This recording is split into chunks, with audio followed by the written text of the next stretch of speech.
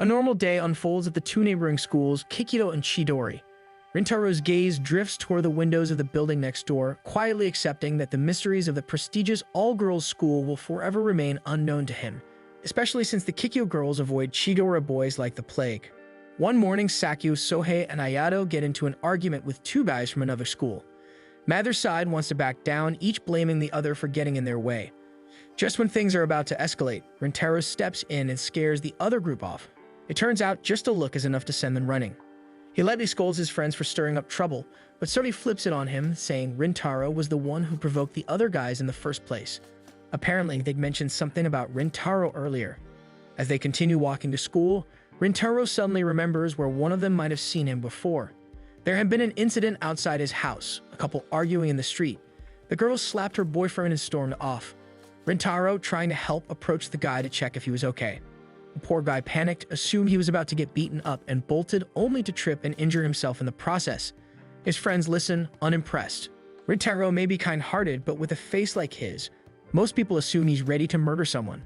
As they walk, they pass a pair of Kikyo girls, who immediately look down and avoid eye contact. One girl drops her handkerchief. Sohei, wanting to be friendly, picks it up and tries to return it, but the girl glares at him and tells him to just throw it away, not wanting to involve herself with the likes of them. Despite the obvious rejection, Sohei brushes it off. He convinces himself she was just too shy to talk to someone as good-looking as him. With that, the boys head into their own school, a plain, no-frills building standing right next to the fancy Kikyo Academy. Rintaro can't help but reflect on how different the two schools are. Every time they cross paths, the Kikyo girls act like the Chidori boys are radioactive. Chidori itself is a public all-boys school, infamous for being full of idiots and ranked near the bottom in terms of academics and reputation. Kikyo's dislike for Chidori is so intense they even keep their curtains drawn just so they don't have to look at their building next door. While scrolling through his phone, Rintaro gets a notification reminding him he has to work later, so he has to turn down the invitation from his friends. Later that day, rain pours down relentlessly, but Rintaro sprints through it to reach the cafe where he works. Once there, he asks the manager, who is also his mother Kyoko, if it's really okay for him to face customers, worried his looks might scare them off. But Kyoko reassures him that it's fine, there's only one customer he needs to take care of today. Everyone else is busy prepping pastries for tomorrow's event, leaving Rintaro in charge of the counter. As Rintaro sets up the counter, he notices a wet umbrella by the entrance. He glances over to a nearby table and is surprised to see a middle school-looking girl sitting alone. What catches his attention even more is the number of cakes she's already eaten. The empty plates around her are enough to make anyone stare. Noticing his gaze, the girl immediately flushes with embarrassment and begins to choke. Without thinking, Rintaro rushes over and hands her a glass of water. She quickly gulps it down but becomes visibly self-conscious. Before he can say anything, she thanks him for the food and rushes out of the shop in a panic. Left staring after her, Rintaro blames himself for scaring her off. Later that evening, while closing the cafe, Kyoko casually mentions that the girl's name is Kaoruko, and that she's actually a regular.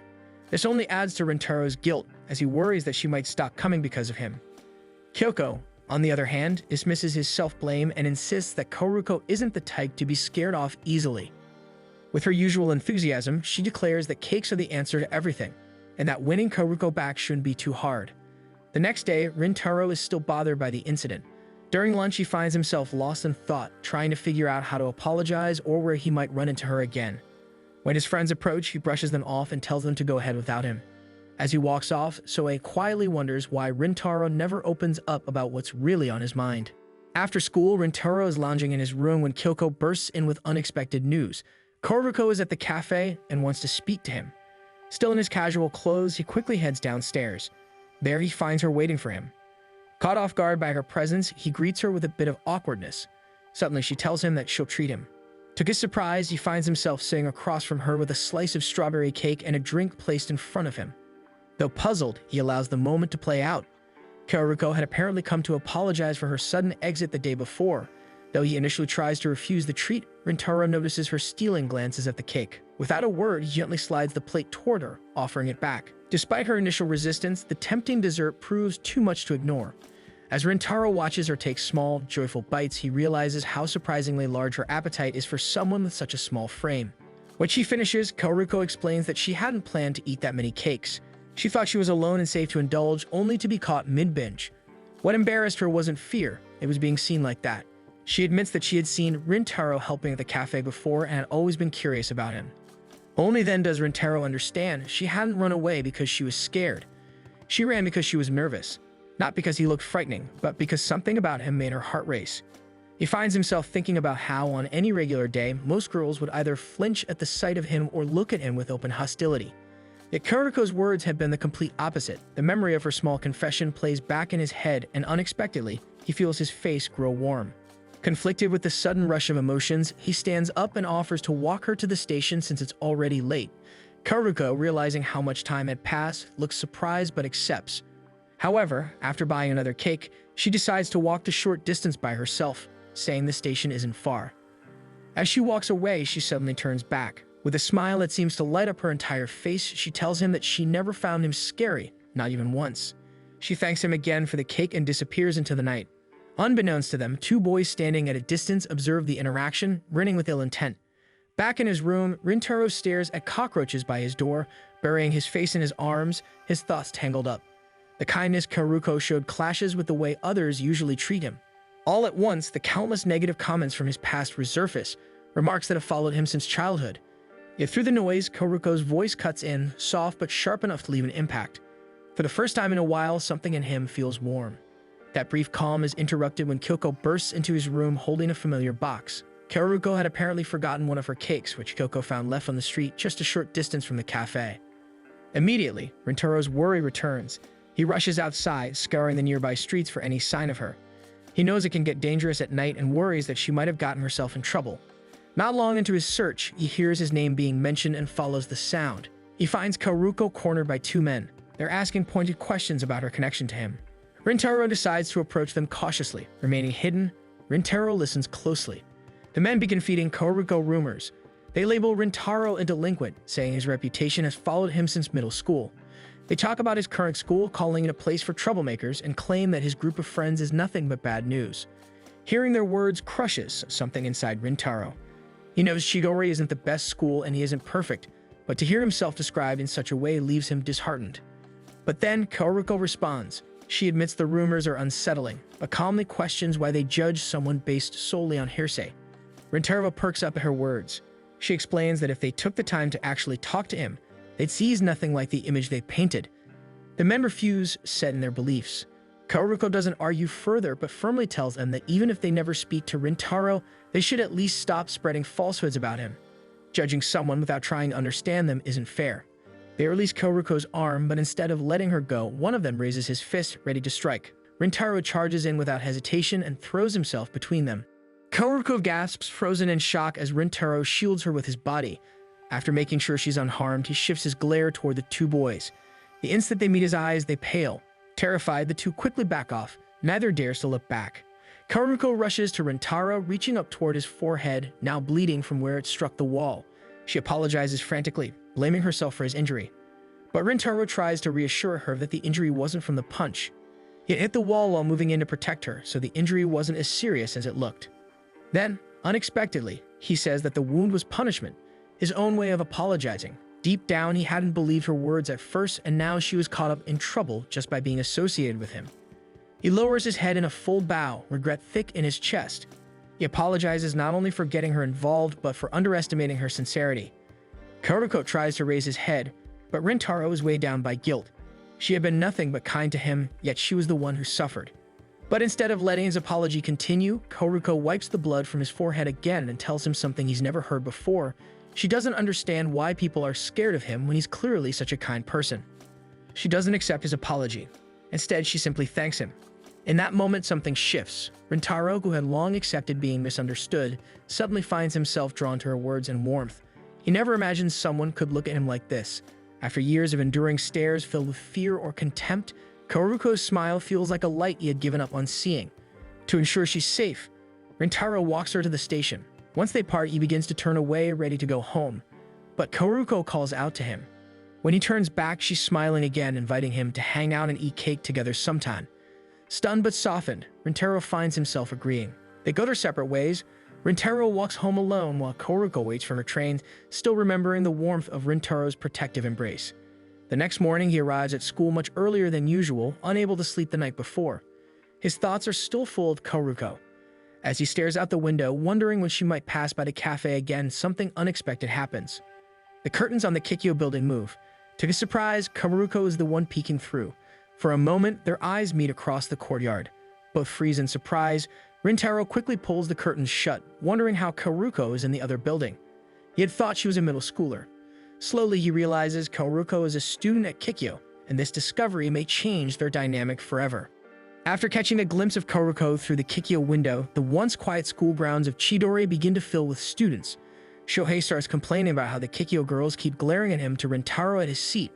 Normally, he wouldn't care, but today has been on another level. Every girl he passes shoots him a look filled with disdain that he started feeling on edge. Soon after, Saku and Ayato join them, greeting everyone with a cheerful good morning despite Shohei's glum mood. As they catch up, they reveal that they, too, had received some harsh looks from Kikyo girls earlier that day. This leaves Shohei puzzled as he even questions why anyone would glare at someone as nice and good-looking as Saku.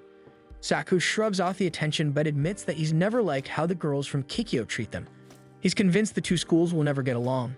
His words make Rintaro zone out as his friends begin to notice his injury in his head, and he only snaps back to reality when he hears Ayato questioning why Rintaro's side of the curtains are drawn shut. Trying to defend his friend, Shohei assumes it's because Rintaro is in a bad mood from seeing the Kikyo building first thing in the morning. But Rintaro denies it with an outburst. His sudden denial catches everyone off guard, and he awkwardly tries to come up with an excuse for his curtains. While everyone seems to buy his excuses, Saku can't help but find it strange. Classes start as usual, but Rintaro's mind isn't in the lesson. He keeps thinking about Kaoruko's shocked expression when she saw him in his classroom. Guilt creeps in as he remembers pulling the curtains shut so abruptly. It must have seemed rude. He wonders if she'll ever come at the cake shop again. He thinks it's for the best if she stops coming in anyway, so she's less involved with him. By the time school ends, Shohei invites Rintaro to hang out, and after checking that his mother doesn't meet him at the cafe, he agrees to join the others for karaoke.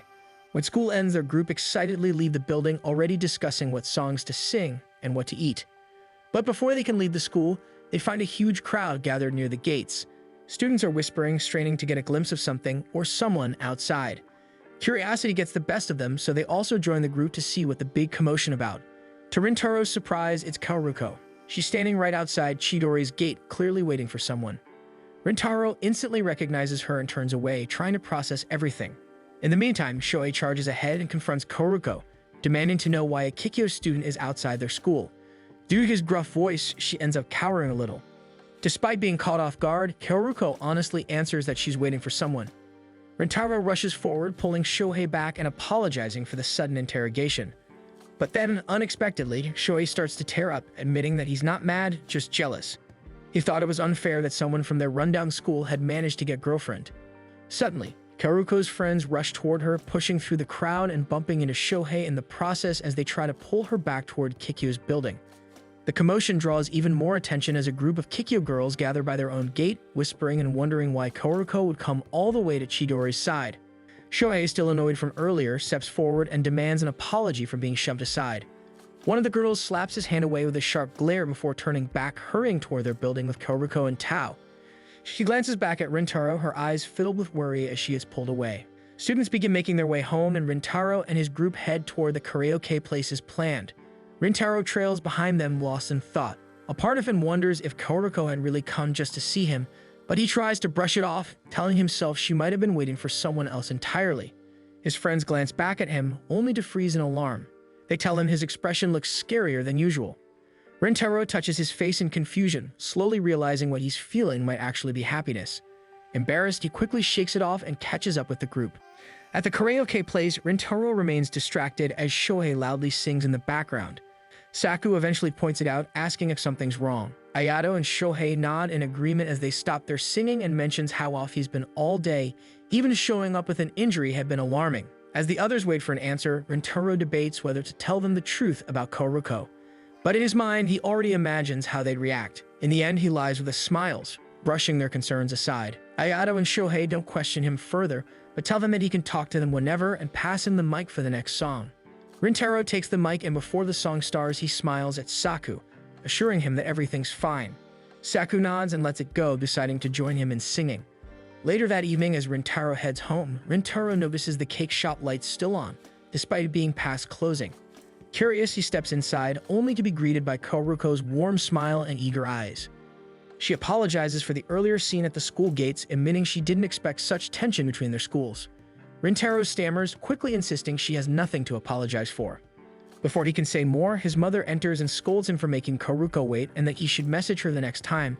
She offers Karuko some cake, and though she politely refuses, her stomach growls loudly in protest.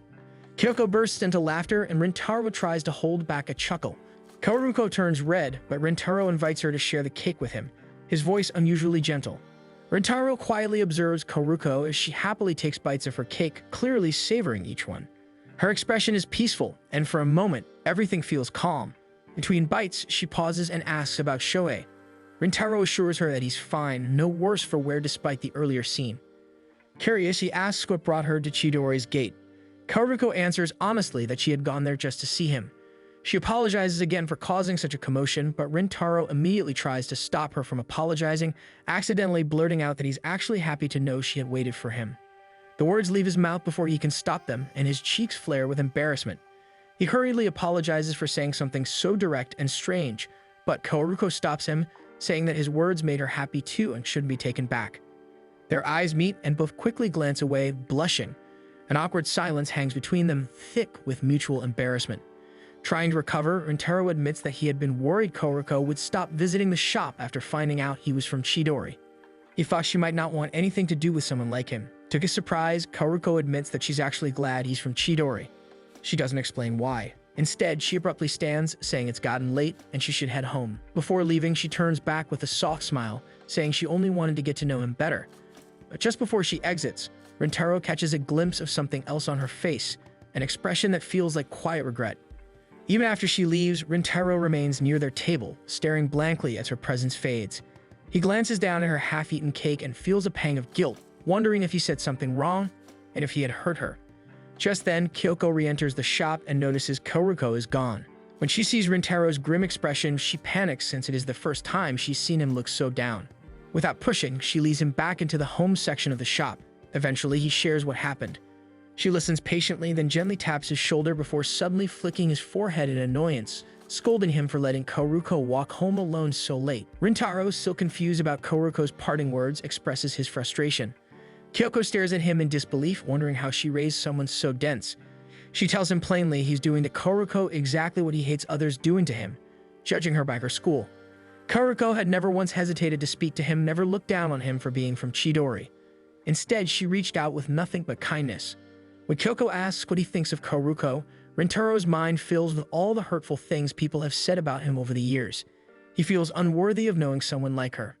Then, without warning, he punches himself in the face, shocking Kyoko in the process as blood drips down his nose. As his mother fumbles to clean him up, Rintaro quietly reflects. The weight of Karuko's expression still lingers in his mind. He finally realizes that he had genuinely hurt her feelings. With a new sense of resolve, he thanks his mother for her words and decides to make things right the very next day. The next morning, Karuko arrives at her school early as usual, only to freeze in surprise when she sees Rintaro waiting outside the Kikyo gates. When he spots her, he steps forward and admits he had been waiting just for her. Without hesitation, he apologizes for hurting her. Karuko looks confused, so he tells her that when she left the shop last night, he caught a sad look on her face. Embarrassed, Karuko crouches down, hiding her face in her hands. She apologizes for letting him see that side of her and for making him worry. Rintaro kneels to meet her, gently trying to stop her from apologizing. In that moment, he realizes something. Karuko has always been open and honest with him. He owes her the same honesty in return, especially in explanation, so she doesn't feel guilty for expressing herself. He confesses that before meeting her, he had simply accepted that Kikyo and Chidori would always be at odds. But after learning she was from Kikyo, hearing other Chidori boys insult her school began to sting, because he didn't like hearing people talk that way about her. But now he knows he was wrong to focus so much on their schools.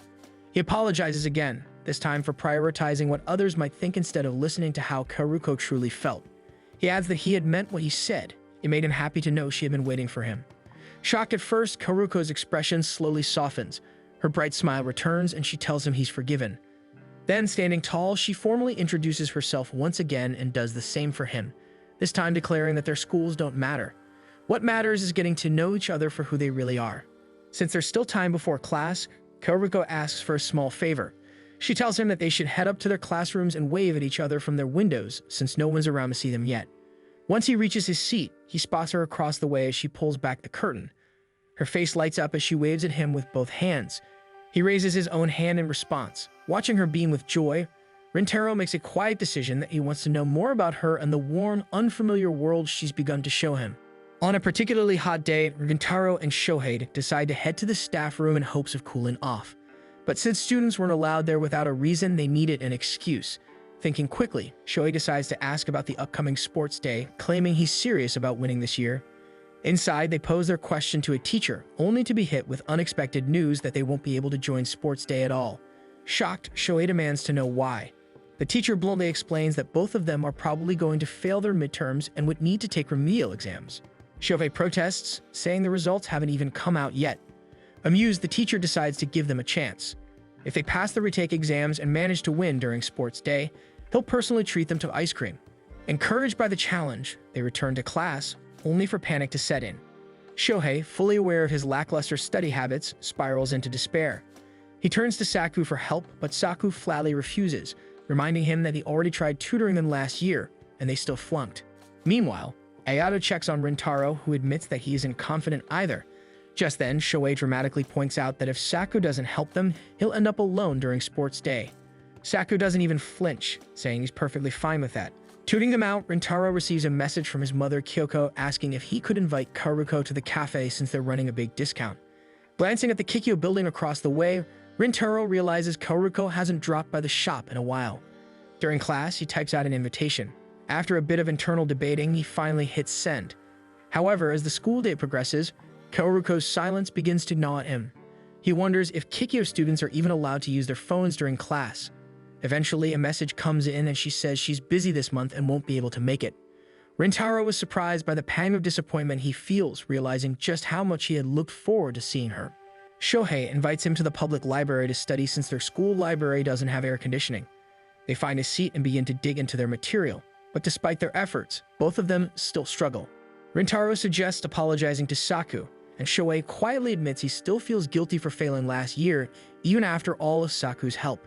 Rintaro tells Shohei that he's sure Saku is looking forward to sports day too, and that the idea of all of them eating ice cream together afterward makes it even better. Shohei reflects on his words for a moment before deciding to follow his advice. Before leaving, he tells Rintaro with a grin that sports day will be fun this year because Rintaro is with them. He heads back to school, determined to ask Saku for help again. While waiting for Shohei to return with Saku and Ayato, Rintaro notices a pair of girls struggling to find an open spot to study. Without a word, he gets up and offers them his seat. The girls blink in surprise, realizing what he's done, and feel a little guilty for not getting the chance to thank him properly. As Rintaro walks off, he pulls out his phone to message Shohei that he's lost their seats. But then he hears a familiar voice. He follows the sound curiously, and to his surprise, he sees Karuko helping a friend study nearby. Watching her from a distance, Rintaro realizes that she must be busy with exam preparations, which explains why she hasn't dropped by the cafe lately. He lingers for a while, quietly listening to her chat with her friends. He finds it oddly endearing that she likes to doodle in her notebooks, and hearing her speak casually, without her usual formal tone, is strangely refreshing. Then he learns that Karuko isn't just diligent in her studies, she's at the top of her class. He leaves to check on his answers, all the while thinking Karuko is amazing. Karuko, attending a prestigious and competitive school like Kikyo, is at the top, while he's scraping by at Chidori. A sense of inadequacy creeps in. Compared to her, he feels like a complete failure. He lies onto a bench defeated, telling himself he should just give up and accept the inevitable. But as he closes his eyes, Shoei's words echo in his mind. When he opens them again, Karuko is standing right in front of him, staring curiously as she greets him. Startled, he sits up and awkwardly asks why she isn't inside, accidentally revealing that he saw her earlier. Karuko doesn't seem bothered. She explains that she spotted him passing by and wanted to check if it really was him. She also mentions that she brought a bento and thought it'd be a nice time to eat. Rintaro shifts over, letting her sit beside him. As she unpacks her food, she apologizes for not visiting the cafe lately, saying she'll come by next month once she's saved up money from her part-time job. That surprises Rintaro. He always assumed she was from a wealthy family. Karuko laughs and gently corrects him, revealing she's actually on a scholarship at Kikyo. She's not rich at all, which is why she works so hard to stay at the top of her class every term to maintain the grant. Rintaro finds himself even more impressed by Karuko. She's not just hardworking, she's relentless. She even shares that she pinches herself awake in class to stay focused since she had been struggling to stay away from all-nighters. He wonders why she pushes herself to such extremes. Kaoruko explains that getting into Kikyo and staying at the top is her pride, especially since her father had initially been against her enrolling there due to the tuition and social standings of most of the students. All this time he had misunderstood her. Guilt swells in his chest for having made assumptions about her again. Swallowing his pride, he decides to take a chance. He asks if she would be willing to help him study. He admits he's tired of always accepting failure. This time he genuinely wants to pass. He even confesses that he'll be in serious trouble if he doesn't. Rintaro expects her to decline, thinking she probably doesn't have any free time, but to his surprise, she simply offers him one of her rice balls and promises to message him when she can help. After finishing her meal, Kaoruko tells him she needs to get back to her friends, unaware that one of them, Subaru, has just spotted her talking to Rintaro. Subaru approaches, her expression sharp as she demands to know who Rintaro is. Rintaro stares at her in awe as he has never seen a girl with silver hair before. He even admits to himself that he finds her cool. But the moment she fixes him with a cold glare, he freezes. She asks if he's from Chidori. When he confirms that he is, she tells him bluntly to stay away from Kaoruko. Kaoruko tries to ease the tension, but she's cut off when Shohei, Saku, and Ayato notice and approach them. They assume they are insulting Rintaro for being in Chidori and ask them if they have any business with him. Sumaru throws an insult at them, attempting once more to pull Kaoruko away. Shohei, however, pauses as if he recognizes Kaoruko and steps forward for a closer look. Instinctively, Rintaro moves in front of Shohei, blocking him just as Subaru grabs Kaoruko and pulls her away. Rintaro apologizes to Shohei, startled by his own reaction. He hadn't expected his body to react the way it did. Subaru starts leading Kaoruko away, but Saku throws out a jab, suggesting that Kikyo girls must not be that smart if they couldn't answer a simple question earlier. Subaru spins around, asking if he means Kaoruko too. Saku just smirks and tells her to figure it out herself, then mocks her silver hair. Kaoruko begins to speak up, but Rintaro steps in. He explains that he approached Kaoruko first, because she was the girl who had been waiting by the Chidori gate, and he had wanted to apologize to her. Ayato then reminds Shohei that Rintaro was talking about the time he accidentally scared her. Realizing his mistake, Shohei steps forward and apologizes. He explains it had been a rough day, but admits he shouldn't have taken it out on her. To everyone's surprise, Kaoruko bows and apologizes for making everyone from Chidori uncomfortable. The boys go silent, taken aback by her sincerity. Then, Kaoruko glances at Subaru beside her, nudging her to do the same. Subaru shifts uncomfortably. Without looking at anyone in the eye, she mutters that she'll take her leave first, then turns and walks off. Kaoruko offers one last apology to the group before hurrying after a friend. The boys watch them leave, still reeling from the unexpected interaction. Ayato breaks the silence with a chuckle, remarking that Saku forgot to give his own apology. Saku tries to defend himself, insisting that he only stepped in because they were letting Subaru insult them first. Shohei laughs and teases him for actually caring. Eventually, Shohei suggests they all go to a diner to eat and try to study. Meanwhile, Kaoruko tries to reason with Subaru. She tells her not all guys are the same, but Subaru remains stubborn, still upset that Kaoruko bowed and apologized. Out of nowhere, Subaru changes the subject and asks about Rintaro. Kaoruko blushes and admits that she thinks Rintaro is very kind, and despite everything, she believes his friends are probably good people too. Subaru grows quiet, spacing out as Kaoruko gently reminds her that they can't eat or drink in the library. Back at home, Rintaro looks over his answers, frustrated. Even after Saku's attempt to tutor them over dinner, the lesson still won't stick. He sighs and flips open his notes again when his phone buzzes. It's a message from Kaoruko asking if she can call. He replies yes, only to jump in surprise when his phone starts ringing almost immediately. He answers and Kaoruko's voice rings through, softer and slightly higher than usual. It makes his heart skip. She apologizes for Subaru's behavior but assures him her friend is actually very kind once you get to know her. Rintaro lies back on his bed, trying to tell her not to worry about it. She continues to apologize, especially about him having to cover for her. Then shyly, she admits that she thought he looked really cool when he did. Rintaro blushes furiously, accidentally pulling the phone away from his ear. He's momentarily lost in thought before Kaoruko calls for his attention again to regain his attention. She invites him to a study session that Saturday and apologizes for slipping out of formal speech. Rintaro asks why she has to be so formal with him in the first place. Kaoruko explains that she's just a customer at his family's bakery. That stings Rintaro a little. He'd assumed they were at least friends by now. Still, he agrees to meet her that Saturday. Then, after a beat of hesitation, he realizes that he wants to get to know her better, her real self, her expressions, and asks her to stop using such formal speech with him.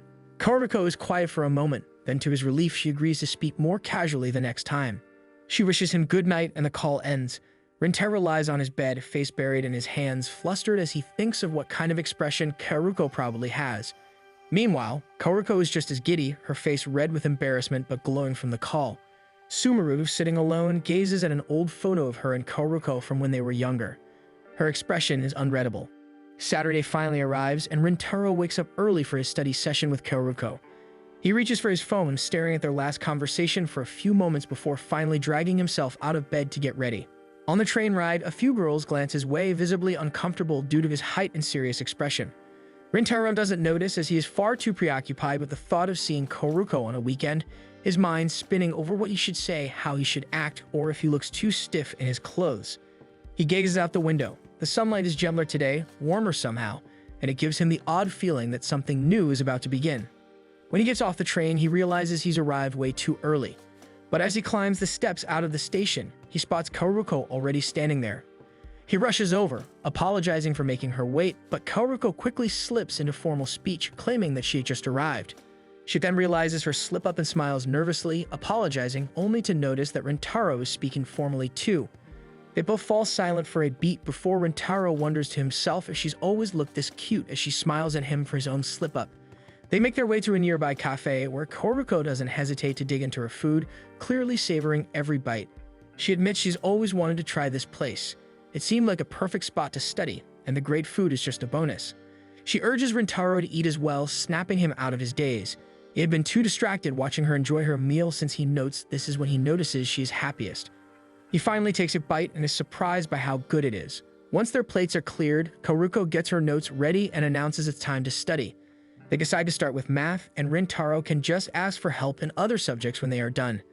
As Rintaro flips to the pages he struggles with most, Karuko leans in to take a closer look, but quickly realizes how close she's gotten. She backs away, apologizing for invading his space. They resume studying, though Rintaro finds it hard to concentrate with how loud his heartbeat feels in his ears. He doesn't register any of the words as Karuko tries to explain the formula. Eventually, Karuko asks why he's so determined not to fail this time. Rintaro answers honestly that he wants to join his friends at the upcoming sports festival. If he fails, he'll be stuck in remedial classes while everyone else enjoys the event. Karuko smiles, telling him that's a good reason and that the sports festival sounds fun. Rintaro merely chokes on his drink when Karuko describes that he must really love his friends. He fumbles, saying the word love just caught him off guard. Karuko understands, and she says she loves her friends too, describing them all as great people. Then she brings up Subaru.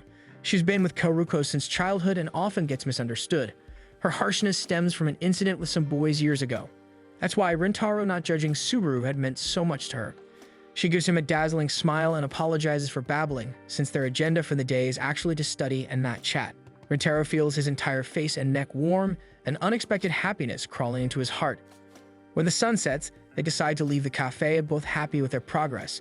Before he enters, Karuko hands him some notes that she had specially made for him, based on the scope he had given her before. Rintaro flips through the notes, feeling a bit guilty and amazed that Karuko had gone out of her way to do something so nice for him while she has her own midterms to worry about. Karuko just smiles, explaining that she wants him to pass and enjoy the sports festival. She makes him promise to tell her about the festival when he passes, and they part ways as Karuko's train is near.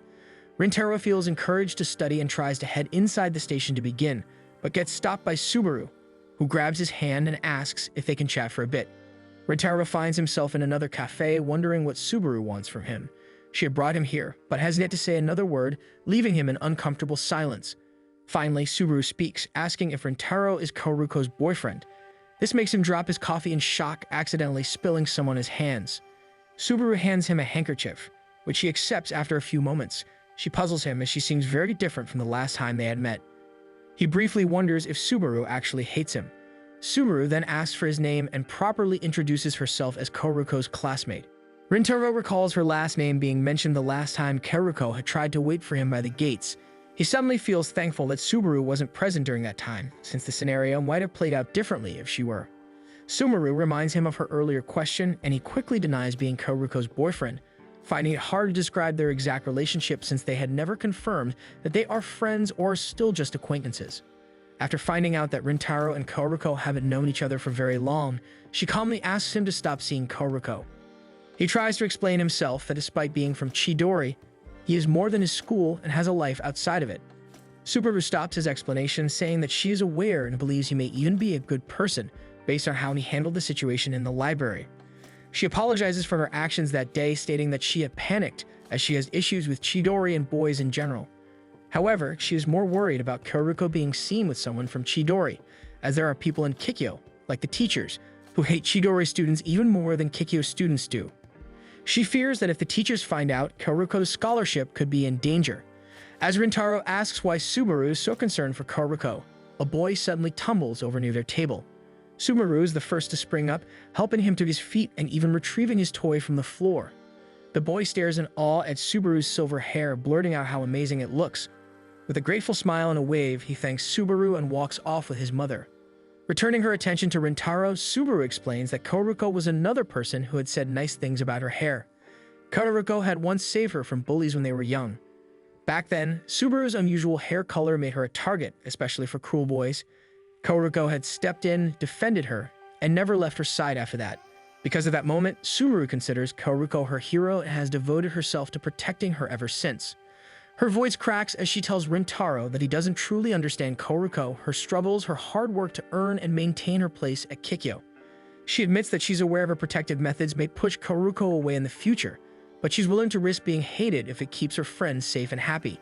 Fighting back tears, Subaru bows deeply and implores Rintaro to stop seeing Karuko for her own protection.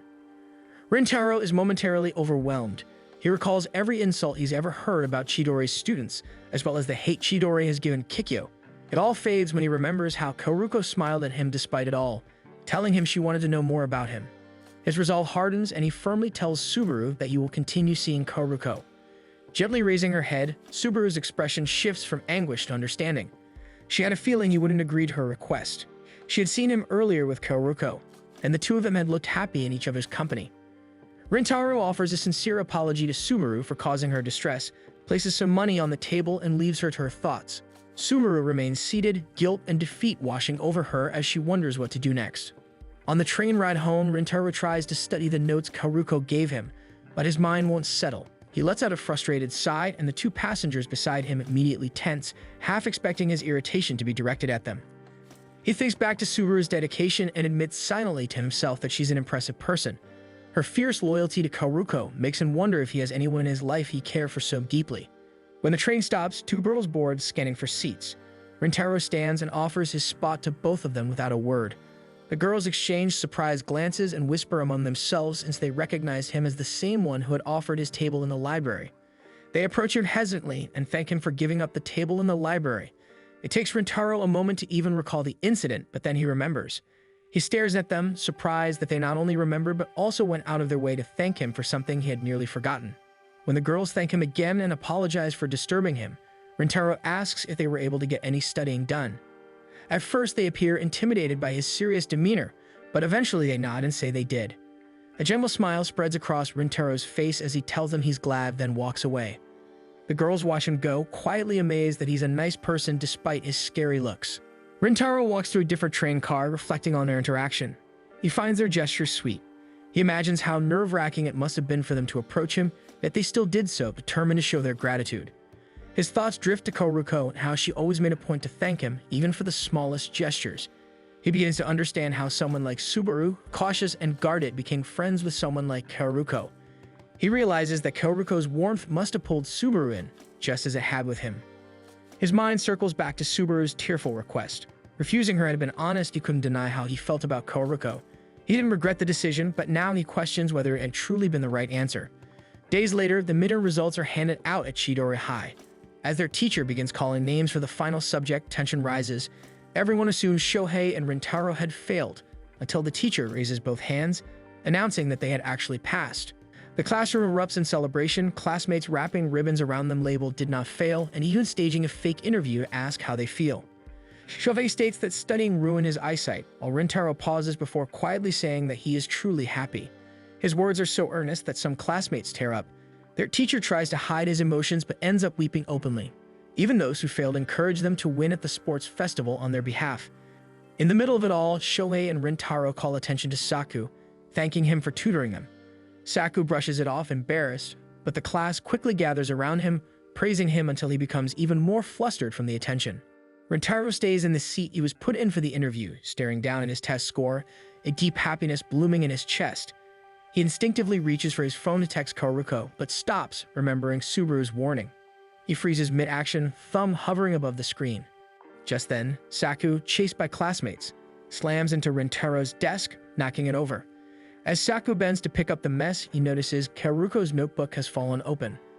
A sticky note is stuck to one of the pages. Before Rintaro can say anything, Saku is already questioning the meaning of the note. Rintaro is frozen with shock once he realizes that Saku has seen Karuko's notebook. Soon, the rest of his friends gather around and Ayato tries to take the notebook. Rintaro quickly attempts to snatch it back, but Ayato has already seen it and recognizes the name written inside.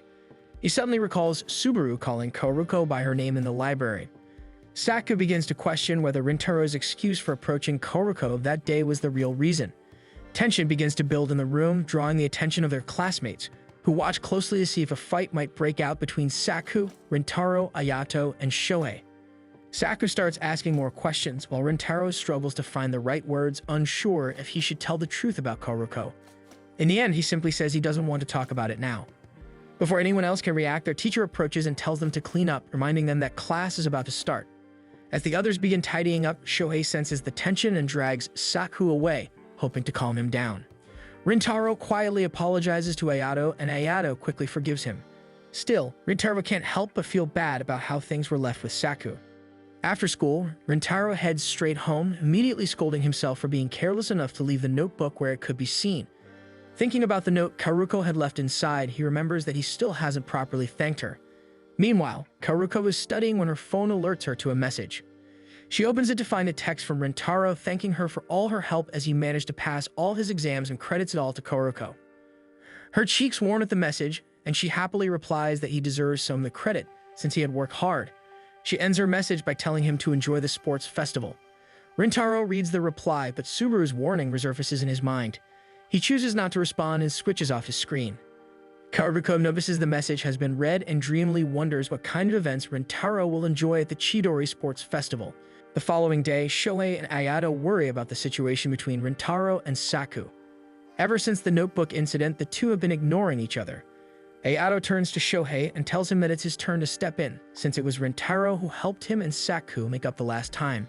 Shohei agrees to give it a try, and though nervous, he sports a cap and invites both Saku and Rintaro to visit a batting cage so they can practice baseball together. However, to his disappointment, both of them decline the invitation. This makes Shohei start to worry about how they'll manage the upcoming sports festival, but Ayato watches his friends closely, determination flashing in his eyes. Later that day, Rintaro and Saku are still ignoring each other and walk different paths. As Saku walks home, he's suddenly ambushed by Ayato and Shohei. They invite him out to talk, but Saku brushes them off, saying there's nothing to discuss. Ayato, however, insists there is, his voice steady and serious. Surprised by Ayato's tone, Saku glances back at him but simply mutters that he's just annoyed and starts walking ahead, forcing his friends to catch up. A few steps behind, Ayato calls out to him, asking if he's upset that Rintaro is involved with a Kikyo student. Saku scoffs and admits that isn't what's bothering him. What truly frustrates him is how Rintaro doesn't seem to trust any of them. The candid admission catches both Ayato and Shohei off guard. They've always seen Saku as someone who shrugged off those kinds of things, so seeing him visibly affected takes them by surprise. Saku's expression only grows more downcast as he stops so he can talk better. His mind drifts back to their early days of friendship, when Rintaro had sincerely thanked him for always having his back. He remembers Rintaro's promise of how he'd listen whenever Saku needed someone to talk to. He thought they were equals and Rintaro could rely on him too. Shohei considers Saku's words seriously, then says that Rintaro has that kind of personality, the kind that makes you feel indebted to him just because he's genuinely kind. He adds that Rintaro likely doesn't even realize how Saku feels right now but doesn't think poorly of him. Ayato agrees, pointing out that Rintaro didn't completely shut them out during the notebook incident. He had acknowledged there was a problem, but he just wasn't ready to talk about it yet. Ayato points out that was the most honest Rintaro had been about his feelings since they had become friends, and that had made him really happy. It's the first time they've really seen a piece of Rintaro's true feelings. Ayato continues, and he believes that someday Rintaro will open up more when he's ready. Though still troubled, Saku seems more at ease. To lift the mood, Shohei casually invites them to grab ramen. Meanwhile, at his family's cake shop, Rintaro is quietly helping out by cleaning some of the empty display cases. Kyoko notices his gloomy mood and comments on it. She jokingly suggests he must have failed a test, but Rintaro flatly responds that he passed everything. She laughs, assuming he's being sarcastic, until she realizes he's serious. She looks at him as if he's grown another head. Half joking, she asks if he cheated, and Rintaro can't hide his irritation over how little his mother trusts him to earn a passing grade. Just then, the doorbell chimes and a customer enters. Kyoko greets Karuko happily. At the mention of her name, Rintaro freezes below the counter, his eyes wide in shock. Karuko apologizes for arriving late and asks if there are still any cakes left that she can buy. Rintaro, who's behind the counter, immediately tries to stay out of sight as Kyoko engages in small talk with her. Karuko happily shares that she dropped by to treat herself for doing well in her midterm exams. At the mention of midterms, Kyoko glances toward where Rintaro is hiding and tries to coax him out, thinking he should say something too. However, Rintaro quickly signals for her to help him stay hidden. Mildly annoyed, Kyoko grabs him by the arm and pulls him out from behind the counter, revealing him to Karuko. Kyoko tells Karuko that Rintaro had been there the entire time, and that he too had done well in his midterms. Kyoko nudges him to take Karuko's order, giving him a firm slap on the back before announcing she has to return to the kitchen. Karuko steps forward and says she's ready to order, but before listing anything, she raises her hands above her head expectantly. Rintaro looks confused until she explains with a cheerful grin that it's time for a high five to celebrate him passing his midterms. Rintaro's smile comes easily at first, his mood visibly lifted by her gesture. But the moment falters when Karuko adds that the high five is also for the awesome sports day he's going to have. The memory of the tense conversation with Saku flashes through Rintaro's mind, causing his smile to dim. Still, not wanting to worry her, he goes along with it, raising his hands and returning the high five, but softly and without energy. Karuko notices the lack of enthusiasm and looks at him curiously, but doesn't press. Rintaro shifts gears and begins packing her cakes. After handing her the cakes, Rintaro offers to walk her home, but Karuko politely declines, reminding him that he still has duties at the shop. As she picks up the cake box, she suddenly tells him to eat a lot if he's feeling down. Rintaro blinks, slightly taken aback. Karuko continues, explaining somewhat clumsily that eating has always helped lift her mood. She fumbles over her words, trying to cite examples of how food had always made her happy. At the sight of her trying so earnestly, Rintaro chuckles. The chuckle turns into a soft laugh, and soon he's laughing openly, as if something heavy had finally lifted from his chest. Karuko watches, puzzled at first, but then smiles at him warmly as she sees the tension leave his shoulders. Rintaro, catching sight of her gentle expression, stares at her for a moment, surprised by a sudden warmth blooming in his chest. Eventually, Karuko takes her box and promises to visit again soon to buy more sweets. Rintaro continues staring at the door long after she leaves. From the kitchen, Kyoko peeks out to check if they're still talking, only to find her son standing there looking lost in thought. Sensing something had changed, she quietly steps back, deciding to give him more time alone. Left to himself, Rintaro lets his expression soften. For the first time in a while, he allows his true feelings to surface. The warmth Karuko left behind lingers in his heart, clearing the cloud that had settled there. He reflects on Subaru's words that he and Karuko should stop seeing each other for her own good, and realizes that, for a moment, he believed it. But now, after seeing Karuko smile just for him, that belief is beginning to crack. After seeing her again and seeing her smile, Rintaro admits to himself that he can't ignore Karuko. He realizes now that she's amazing, and he's having trouble naming the feelings he has for her. Meanwhile, Karuko waits patiently for her train. Seeing Rintaro at the shop had come as a surprise, she really just went there to buy cakes. But being able to see him turned out to be the better reward.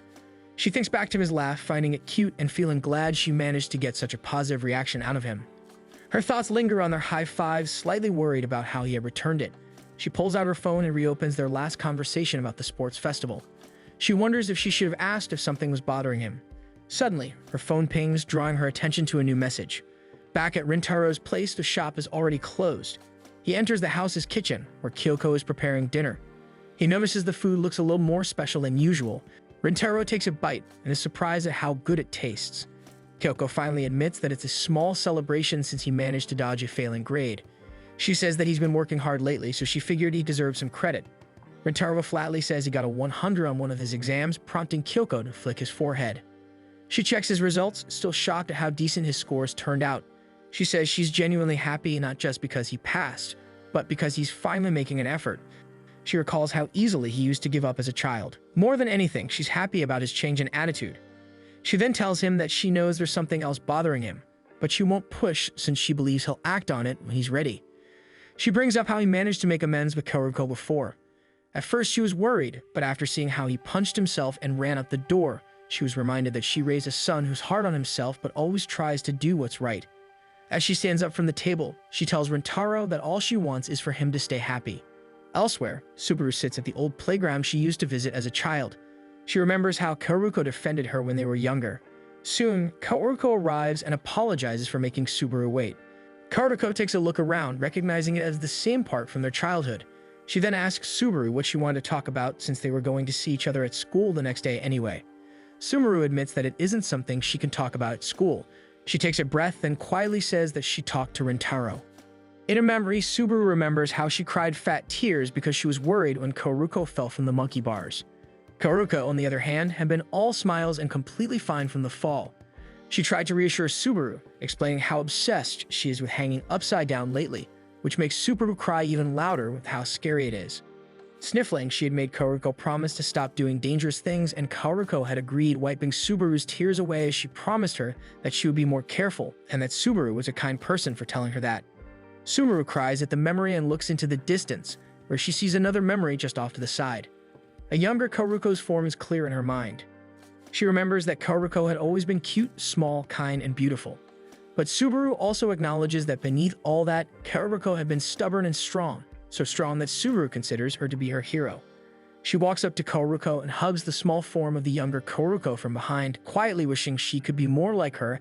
At present, Subaru admits that she spoke to Rintaro the other day. She reveals that she caught them in a cafe during the weekend and waited for the opportunity to speak to Rintaro once Kaoruko had left. She also tells Kaoruko that she asked him to stay away from her, and that she feels deeply sorry for her actions. Kaoruko stares at her in shock but quickly recovers, which surprises Subaru. Kaoruko explains that recently she discovered how much Kikyo and Chidori despise each other, and that her meddling with a Chidori student is causing Subaru pain. She says she knows Subaru acted only for her sake. Smiling, she apologizes for making Subaru worry all the time. Subaru feels cold, wondering why Kaoruko is apologizing to her at all. But as she looks at Kaoruko, she realizes she's the worst type of person. Since talking to Rintaro, Subaru had been worried that Kaoruko might find out about the confrontation. It had caused her to space out more often at school, even when Kaoruko was the one trying to get her attention. As the days pass, she realizes Rintaro has never told Kaoruko about their conversation. She wondered what would happen since she had prepared for the worst. A part of her began to feel relieved, thinking this meant she and Kaoruko would remain friends. This made her continue her days in fake bliss. However, the guilty feeling kept creeping in until she had trouble breathing. Unable to bear the crushing sensation any longer, she texted Kaoruko to meet her here, for the sake of finally freeing herself from the guilt by finally telling Kaoruko about her confrontation with Rintaro. She realizes she has been selfish and ends up apologizing to Kaoruko over and over. In that moment, she understands she has not grown from her past self. Even if her appearance had changed over the years, even when she tries to imitate Kaoruko by growing out her hair, even as she tries to appear stronger than Kaoruko, she finally acknowledges she is still the same weak girl from their childhood, one who depends on others to get by. As Subaru continues to sob out her apologies for always causing problems for Kaoruko, her thoughts begin to spiral into despair. Kaoruko notices immediately, takes hold of Subaru's hand, and eventually gives her cheeks a light slap. Smiling fondly, she tells Subaru that the two of them should spend the evening playing at the park, just like old times. Without hesitation, Kaoruko heads straight for the monkey bars and begins to hang from them. Subaru, with her eyes still swollen from crying, watches and tells her to be careful, pointing out that her clothes are nice, and it would be a shame to get them dirty. Kaoruko only smiles before continuing her way across the bars, reminding Subaru that they used to play until their clothes were filthy. She asks if Subaru still remembers the time she fell from the monkey bars.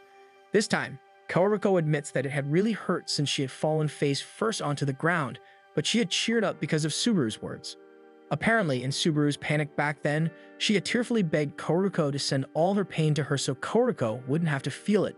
Subaru flushes at the memory, denying her own words, but Kaoruko insists that those words had made her pain vanish because Subaru was so kind. Subaru refuses to accept the compliment, insisting she isn't as kind as Kaoruko thinks. She credits Kaoruko's own kindness for saving her instead. Slightly irritated, Kaoruko buries her face into Subaru's chest and complains that Subaru always cuts herself short. She reminds Subaru that she loves her and Subaru needs to love herself as well. She tells Subaru that back then, after the fall from the monkey bars, she could have scolded her for being reckless. But instead, Subaru had shed tears for her, proof that she was a very kind girl.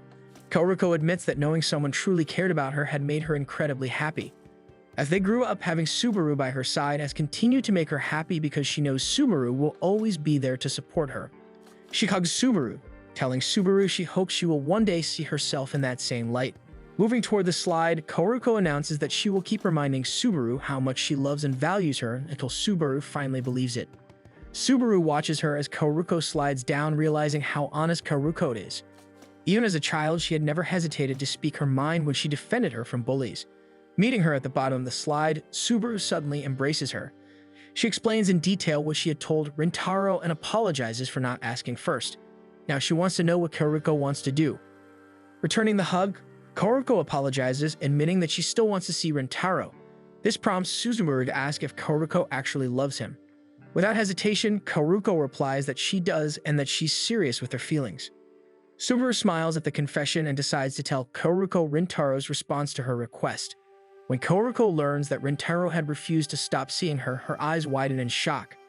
Flushing, she buries her face in Subaru's arms. Subaru holds her closer, burying her face into her hair, quietly thinking that she's not ready to love herself yet. But as long as Kaoruko loves and accepts her, she can live with that. She will always believe in Kaoruko and silently promises to remain by her side. One day, she hopes to love the version of herself that Kaoruko says she loves. She wants to grow stronger and to stand beside Kaoruko with her head held high. After some time, they leave the park, happy that they had managed to talk things through. Kaoruko even teases Subaru for crying as it's something she hasn't seen since they were little. Suddenly, Kaoruko's phone chimes. Checking it, she sees a message from Rintaro. He says he wants to ask her something and wonders if he can call to talk about it. Meanwhile, Rintaro anxiously waits for her reply. Subaru's words have been weighing on his mind and he wants to speak with her again. But he doesn't have her contact information, so he has to go through Kaoruko and ask for her number. He worries that his text might seem strange since he had left her last messages unanswered. Then it occurs to him that Subaru probably wants to keep their conversation secret. Unsure how to bring everything up, he starts overthinking and stressing over the details until Kaoruko suddenly calls him. Panicking, he answers completely not ready for the conversation. He decides to begin by apologizing for not replying for a while. Kaoruko quickly forgives him and asks why he wanted to talk. Nervously, he says he wants to speak with Subaru, explaining, awkwardly, that it's important. Despite the fact he had sounded dodgy, Kaoruko tells Rintaro that Subaru is with her right now and she can easily pass the phone. Without even waiting for Rintaro's response, she hands her phone over to Subaru. Rintaro hears Subaru greet him from the other end. He takes a breath and says he wants to continue their conversation from the cafe as he has something to add. Subaru tells him they should talk in person and suggests meeting after school tomorrow. The next day, following the address she gave, Rintaro finds Subaru waiting by the park and approaches her. He asks if it's okay to meet while they're still in uniform. Subaru thanks him for being considerate but assures him that it's fine. Then stiffly, Rintaro asks what it would take to get her permission to keep seeing Kaoruko. Subaru answers plainly that she's not Kaoruko's mother and doesn't have the right to make that kind of decision. This flusters him, but Rintaro decides to explain himself, saying that he understands the situation between their schools, but he still wants to see Kaoruko despite the hate between Chidori and Kikyo. At the same time, he doesn't want to cause her any trouble, so he's been really lost with what he could possibly do. What he really means, he clarifies that he's asking Subaru to help him keep seeing Kaoruko, without bringing her any problems since Subaru is probably the one to know this. Subaru stares at him in disbelief, telling him that he shouldn't be asking her that kind of question, especially when she had already asked him to stay away from Kaoruko. She reminds him that she even said mean things to him and admits she's surprised he doesn't seem angry. Rintaro shakes his head, saying he's not mad at her, especially because it's clear how much Subaru cares about Kaoruko. He does admit that he was rattled when she insulted him, but he says he respects her deeply because of how much effort she puts into making sure Kaoruko is happy. He adds that he can't ignore someone who cares for Kaoruko so much, and he wants to make sure Subaru is at ease with them seeing each other because he knows that will also matter to Kaoruko. Subaru finally looks up at him, meeting his eyes for the first time during their talk. Inwardly, she feels relieved that the man Kaoruko has fallen for is such a kind-hearted person. At the same time, guilt tugs at her for being so cold to him in the beginning because Rintaro seems to care about Kaoruko in a similar fashion that she does. A small chuckle escapes her, and she calls herself an idiot under her breath. She then admits to Rintaro that she's already told Kaoruko everything they discussed at the cafe. Rintaro stiffens at this, worried about whether she included his more meaningful admissions. His face immediately reddens as he worries what Kaoruko might have thought about his reply. Sumeru doesn't give a direct answer, instead saying that it's possible for him to keep seeing Koruko if he makes sure their meetings happen far away from either of their schools. Before he can reply, a soccer ball suddenly slams into his stomach, making him double over in pain. A young boy runs up, apologizing, but then recognizes them when he approaches to retrieve the ball. He remembers them as the pair who helped fix his toy at the cafe. The boy grins and says they must be good friends since he always sees them together talking. Both Rintaro and Subaru are reminded of how much their schools dislike each other, and Rintaro quickly tries to explain that they're not really friends. The boy doesn't believe him, insisting that people who chat like they do must be friends. His friends call out to him and he waves goodbye before running off. Sumeru admits that calling them friends might be a stretch, but says that one day she hopes Rintaro will come to see her that way. He's taken aback and starts to crawl away from her as he reminds her about his school. Surprisingly, Subaru doesn't seem bothered, which makes Rintaro wonder aloud if something happened. She just gives him a gentle smile and says that it's a secret. Rintaro lies on his bed, checking his friend's group chat, and notices there hasn't been any activity lately. He thinks about what happened a few days ago and realizes it must be his fault that there is now a distance between him and the others. His eyes light up when he sees Koruko has messaged him, asking if he managed to meet with Subaru. When he confirms that he has, he also adds that he is sorry for keeping the cafe meeting a secret. Koruko responds that she is actually happy since Subaru now knows they are friends. Sports day is drawing near at Chidori, so the students are out practicing. Shohei complains about Rintaro's behavior as of late. When his friends don't understand, he points at Rintaro, who seems absent-minded. Rintaro misses every ball that comes his way and even gets hit by one during their baseball practice. Shohei grumbles that Rintaro is usually amazing at sports but terrible at studying. He even points out that Rintaro has been too fidgety in class lately. When he tried confronting him once, Rintaro avoided the topic and denied that anything was wrong. But today, Shohei has had enough. It is obvious Rintaro is hiding something. He draws Ayato and Saku closer, and soon they find themselves tailing Rintaro after school. As they follow him around from a safe distance, hoping to find out what's wrong, Shohei tells Saku to apologize to Rintaro when he gets the chance. They trail him all the way to the park, curious about why Rintaro was traveling far. To their shock, they see Rintaro meeting with Koruko and Subaru. Rintaro and the girls go to a restaurant where he apologizes for calling them over. Koruko quickly replies that she is actually glad to see him often, but freezes when she realizes what she has let slip. She blushes, remembering what Subaru told her about Rintaro's words, hinting that their feelings might actually be mutual. Trying to hide her attraction to him, she insists he not think too much about what she just said. Subaru glances at her, giving Koruko a face of disbelief, silently telling her that her feelings are far too easy to read. The group is completely unaware that Rintaro's friends are sitting at another table listening in. Shohei fumes with jealousy since it looks like Rintaro is flirting with Kikyo girls, while Saku worries about their volume, warning Ayato and Shohei to keep quiet or Rintaro might notice. He urges them to be more serious about the situation since Rintaro was involved with Kikyo girls, especially Subaru, who is known to hate boys from Chidori, based on how she reacted to them in the library. To Saku, the whole thing feels strange and needs to be figured out. They freeze when they hear Subaru's voice. Subaru cuts to the chase and asks why Rintaro needs to see them. Rintaro admits that he wants to tell the truth to his friends and be open about his friendship with Koruko and Subaru. The boys suddenly grow quiet, listening to everything at the other table. Rintaro tells the girls that he doesn't have many friends because his looks make him intimidating. He admits that at some point he accepted he would probably end up alone, but after entering Chidori, he was welcomed by his current friends.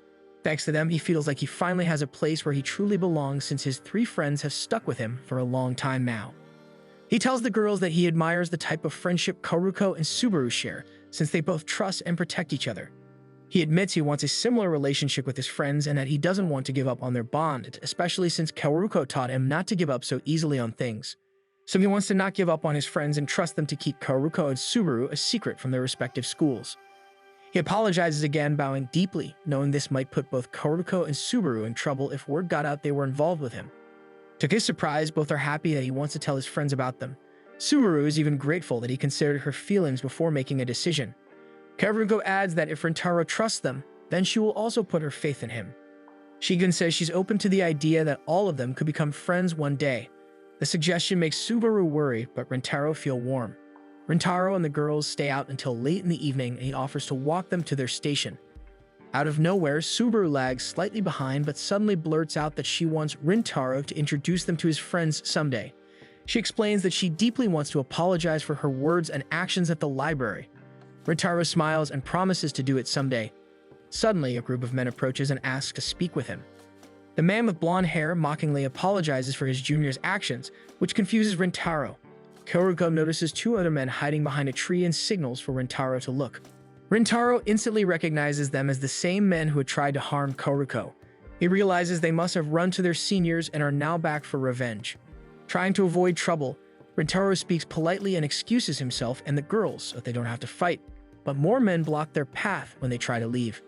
The blonde-haired man accuses Rintaro of beating up his juniors for no good reason and claims he looks like the type who would do that. Karuko steps in to defend him, saying Rintaro isn't that kind of person. The men then notice Karuko and Subaru, recognizing them as Kikyo girls and commenting on how cute they are. Rintaro steps in front of them, blocking the men's stares. He asks the blonde man to let the girls go home, saying he'll agree to talk with them. He glares at the man, but the blonde only smiles, insisting the girls should stay so they can talk later. One of the men reaches out to touch Subaru's hair, but Shohei suddenly appears and grabs his arm. Saku and Ayato also step out from hiding, and the three boys instruct Rintaro to get Subaru and Karuko away while they handle the situation. After seeing the determined looks on his friends' faces, Rintaro guides the girls away from the group. He shouts back that he promises he'll talk with them later. Saku strides past the blonde-haired leader and heads straight for the two men hiding behind the tree. He calls them cowards for clinging to the safety of their group. The men try to insult him, but Saku mocks them in return, saying it's pathetic for adults to act so childish. One of them mentions that they were the ones who injured Rintaro before. The statement stirs something in Rintaro's friends as they realize his old head injury must have been caused by these men. Ayato drops his bag, visibly irritated at the thought of what they had done. Meanwhile, Rintaro successfully gets Subaru and Karuko to the station. He apologizes for dragging them into trouble, but Karuko brushes it aside, more concerned about his friends. Rintaro reassures her that they'll be fine and that it's probably the other men who should be more worried. Suddenly, his phone rings. Seeing Ayato's name, Rintaro quickly picks up. Ayato's voice sounds cheerful as he checks in on them. Once Rintaro confirms everyone is safe, he insists on going back, but Ayato, after consulting with Saku, tells him they'll all head home for now and talk during sports day tomorrow.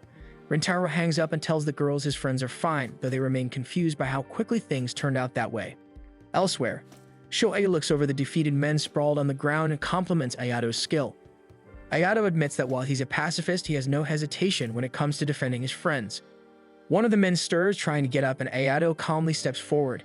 He tells the man that Rintaro isn't as lame as they claim, warns them not to cause trouble again, and wishes them a safe trip home. With that, Ayato suggests they leave, and Saku and Shohei follow. When sports day arrives, Rintaro's classmates cheer for him to hit a home run, but his focus is elsewhere, and he ends up striking out. His classmates groan in frustration, telling him to switch out and rest until the next round. Rintaro quietly obeys and finds a spot to cool down. He admits to himself that it's hard to concentrate when he hasn't cleared things up with his friends. He feels guilty for not being able to enjoy sports day like he originally wanted. Suddenly, a water bottle comes flying his way. He catches it and looks up to see his friends approaching with easy smiles, joking about his absent-mindedness during the last game. They try cheering him up by reminding him that they only need 2 more wins to earn ice cream. Rintaro finally thanks them for yesterday's save. His friends grin back, then ask if Karuko and Subaru are doing fine. After learning they are all okay, Shohei accidentally admits that they were spying on him. Rintaro suddenly realizes how they managed to show up the perfect time to rescue them. Embarrassment creeps over him as he pieces it together that they must have been tailing him since the family restaurant. His cheeks turn red, and before he can say anything, Shohei quickly drags Ayato away, leaving Saku and Rintaro alone. To Rintaro's surprise, Saku is the first to apologize. He admits he is sorry for eavesdropping on Rintaro's conversation with Karuko and Subaru, and for the harsh words he said the other day without thinking of Rintaro's feelings or the whole situation. Rintaro insists that he should be the one to apologize, which sparks a back and forth of them trying to take the blame. Finally, Saku points out that the real problem is Rintaro always blaming himself, even when he hasn't done anything wrong. Saku tells him to listen carefully because he won't repeat himself after today. He admits that Rintaro's words yesterday made him truly happy. Taking a steady breath, Saku confesses that the people he trusts and treasures most in his life are Shohei, Ayato, and Rintaro. Rintaro remembers what he said before, that he admired Subaru and Karuko because of the trust and belief they shared, and how he longed for the same bond with his own friends. When Saku pleads with him to trust them more, Rintaro's eyes burn with tears. He crouches down, trying to hide his face from Saku. Shohei and Ayato who have been keeping a distant watch, worry about how the talk is going.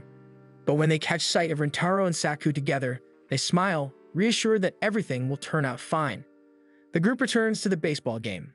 Their class is anxious, knowing that if they don't score, they won't make it to the finals. Hope dwindles when they see that it's Rintaro's turn to bat, especially since he has been off his game all day. But Saku speaks up, reassuring everyone that Rintaro will pull through. He reminds them that Rintaro is the kind of person who rises when it matters most. As the pitch comes flying in, Rintaro swings and connects. The ball soars high into the sky, drawing gasps of amazement. Rintaro takes off, running to the bases, the sunlight warm above him as he muses about how nice the weather is. By the time he crosses home plate, his entire class surges forward, swarming him with cheers and hugs. His friends crowd around him, showering him with compliments for his comeback. For once, Rintaro lets himself enjoy it, basking in their praise. Meanwhile, a student rushes to their homeroom teacher with photos he took. In one shot, Rintaro is surrounded by his friends, surrounded by laughter and joy, perfectly capturing how youth should enjoy their days. After sports day, Rintaro and his friends go out for ice cream, that they use their own money since Shohei threw a bad pitch that allowed the opposing team to score a home run. He complains that since their teacher ended up not treating them, the ice cream isn't special anymore. He feels guilty about it, but the lady at the store notices and offers him some free takoyaki to cheer him up, which instantly works. As they eat, Rintaro listens quietly while his friends chat. Suddenly, his phone rings. When he reads the message, his eyes widen and he quickly asks his friends if they're free afterward since he wants to bring them somewhere. He leads them to a park where Karuko and Subaru are already waiting. The two girls introduce themselves and right away the boys do the same. Karuko and Shohei hit it off, with Shohei already chatting about Chidori's sports day and how their baseball games went. Rintaro is shocked that the two seem like longtime friends as they talk. Ayato notices how far the park is from their school, and Saku guesses that the choice of location is to avoid being seen by people from either of their schools. Karuko then gathers everyone's attention. After glancing at Subaru, she bows her head slightly and thanks the boys for saving them yesterday from the gang. The boys brush it off as nothing, but Karuko insists it was a great help and hands them a bag filled to the brim with snacks, wanting to give them something as thanks. The boys are immediately touched by the gesture, especially Shohei, who is amazed by how kind the girls from Kikyo are. He cries a little at the gesture. He asks if he can start eating right away, but Subaru suddenly stands up. With a serious and regretful expression, she apologizes for her actions and harsh words at the library, admitting she completely misjudged them during that time. Bowing deeply, she asks for their forgiveness, her voice carrying fear that she wouldn't be forgiven. After a short moment of silence, Shohei is the first to respond, admitting that he doesn't actually remember what she said. The boys fall silent at this since Shohei nearly started a fight because of those very words. Still, Shohei gives her a carefree smile and says it's fine, since he's used to being insulted. Sumaru looks uneasy at the admission since she and Karuko didn't think Kikyo insults Chidori as often. Saku then apologizes as well, admitting that he had said awful things to her too without knowing the situation. Sumaru looks at him in shock but quickly forgives him, acknowledging that both of them were wrong. Karuko and Rintaro exchange relieved smiles, glad their first proper meeting is going great, with both parties acknowledging their mistakes. As the boys tease Saku about his apology, Karuko quietly whispers to Subaru that this is the perfect time to give her gift to them. Nervously, Subaru calls everyone's attention again and hands them a fancy-looking bag, explaining that it's both a thank you and an apology gift. Inside, the boys find expensive-looking sweets and begin raving about it, since it's supposedly a big hit feature on TV. They marvel at the treats and quickly suggest having a pastry party together, inviting the girls to join. Karuko immediately accepts, but Subaru hesitates, reminding them again that she is from Kikyo. Shohei dismisses her concern, saying they don't care where she's from. The boys then tell her that Rintaro has already shared a lot about her and Karuko, and that Rintaro has reassured them that the girls are good people. If Rintaro says Subaru and Karuko are nice, then they will believe him wholeheartedly, since that is how their friendship works. Shohei offers Subaru a cookie from the present she handed, telling her that they should simply accept each other as they are, regardless of their schools, and just strive to get along. Subaru is touched by his words as she tentatively takes the cookie from his hand, accepting the invite. As everyone eats and enjoys the snacks, Subaru can't help but observe the boys and feel a pang of guilt for her earlier assumptions about them. She should have believed Karuko right away, but she is thankful that she has this opportunity to learn about them now and become their friend. As the sun sets, the group begins heading home. Shohei calls out to Subaru, coaxing her to walk closer so they can talk about the treats, since she wants their teacher to buy the same ones for them in the future. This causes Karuko and Rintaro to naturally drift behind the group so they can chat with each other. Koruko expresses her relief that Subaru is finally getting along with Rintaro's friends. After watching Koruko for a moment, Rintaro finally asks if there's anything she would like, since he wants to thank her for helping him study. Koruko suddenly stops, causing Rintaro to look back in surprise as she calmly requests that they go out somewhere together. Rintaro recalls what Shohei told him earlier. Shohei mentioned that he has become a more genuine and direct person lately. The memory makes him think of Koruko, and immediately, he feels grateful for her presence in his life. On the train ride to meet Koruko on the day they agreed upon, Rintaro can't help but feel nervous. He tries to convince himself that this is not a date, just a casual outing between friends. However, he has a difficult time doing so as he hears a couple in a train talk about dates, which only makes his heart race even more. When he exits the train, Koruko notices him and calls out to him, having just exited the same train as him. They greet each other and Koruko gives him a bright smile, saying she is looking forward to today since Rintaro agreed to her request. Together, they head to the aquarium, both of them amazed by the colorful fish displays. They admit to each other that it has been years since they last visited an aquarium. Rintaro recalls that during his last visit back in elementary school, he completely ignored the smaller fish just to see the bigger ones. He then asked about the dolphin show Koruko is eager to watch, and she immediately lights up, going into detail about how she has only ever seen it on television. She has always wanted to watch it live, and since this aquarium is only giving shows for a limited time, she feels this is her chance. Since the show isn't until 3 p.m., Koruko begins talking about all the other things she wants to do, such as food and rides, though she worries there might not be enough time. Rintaro laughs at her eagerness and reassures her that they have plenty of time and that she shouldn't worry about what he wants to do since today is her day. Koruko beams at him and they continue exploring, enjoying the aquarium's many displays and even its attractions since the aquarium has notable rides. They eventually stop for lunch, pleased by the hot dogs and the novelty of their tables, since they are all small aquariums filled with fish. As they eat, Koruko asks Rintaro about his sports day. Watching her closely, Rintaro begins to tell her about Chidori's events, continuing their easy conversation until it is finally time to watch the show. Before they head to the show, Rintaro excuses himself to go to the restroom, so Koruko decides to sit on a nearby bench. She scrolls through the photos they've taken together, smiling softly at herself. Today has been a wonderful day, and now she has little souvenirs to treasure. Meanwhile, Rintaro is inside the restroom, splashing water on his face as he tries to calm his heart.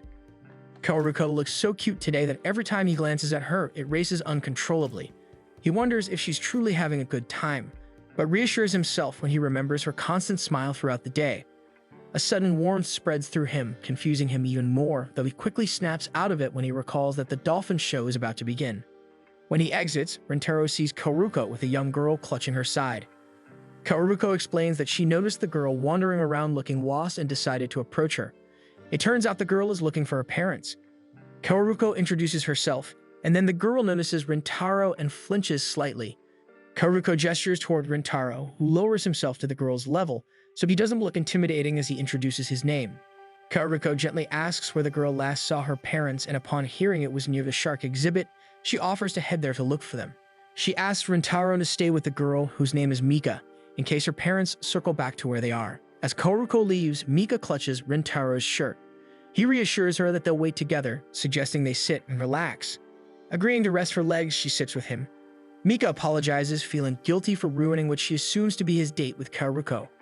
Embarrassed, Rintaro fumbles for words, insisting it isn't a date, but Mika continues chattering about how dates are fun. She admits that she wants to go on one with her crush, Daiki, from her kindergarten school.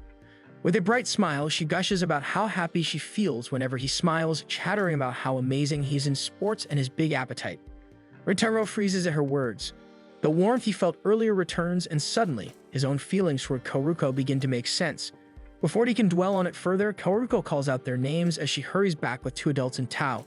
Mika immediately recognizes them as her parents and runs straight into their arms, clinging to them with tears of relief. Koruko explains she found them since they were calling out Mika's name. Mika's parents thank both Koruko and Rintaro for watching over their daughter, apologizing if she caused them problems. Rintaro reassures them that Mika was no trouble at all, and that they enjoyed talking with her. Koruko beams at his kindness, and together they smile at Mika and her parents as they thank them and prepare to leave. But before departing, Mika dashes back to Rintaro, urging him to crouch down. When he does, she whispers with a mischievous smile that she thinks he and Koruko make a great couple. Rintaro flushes crimson, and before he can respond, Mika scampers off to join her parents. Koruko suggests that they head home since the dolphin show has already ended, Rintaro asks her if she has some time, and if she does, they can stay, pointing out that there is still an evening show they can catch. Delighted by the idea, Karuko eagerly agrees. Before long, the final show of the day begins.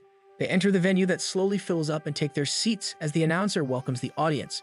The lights dim, silence settles across the crowd, and a single spotlight shines on the water. Suddenly, a dolphin leaps high into the air, greeting everyone with a splash before others join in. Together, the dolphins perform a series of breathtaking tricks, earning gasps and cheers. Both Karuko and Rintaro watch in awe, their eyes fixed on the dazzling display. Karuko admits how happy she is to finally see a dolphin show live. After a pause, she turns to Rintaro and thanks him for inviting her along. She explains that she never expected anything in return for helping him and that simply being able to lend a hand was reward enough. But as her voice softens, she adds that going out with him has made her day truly special, and she has enjoyed every moment. Rintaro quietly studies her bright smile before looking back at the performance, yet his mind drifts, replaying all the times Karuko smiled at him throughout the day. Mika's words about her crush echo in his head, and suddenly everything becomes clear. For the first time, Rintaro fully understands the feelings growing inside him for Karuko. Thanks for watching. Make sure to subscribe so you don't miss new episodes every week.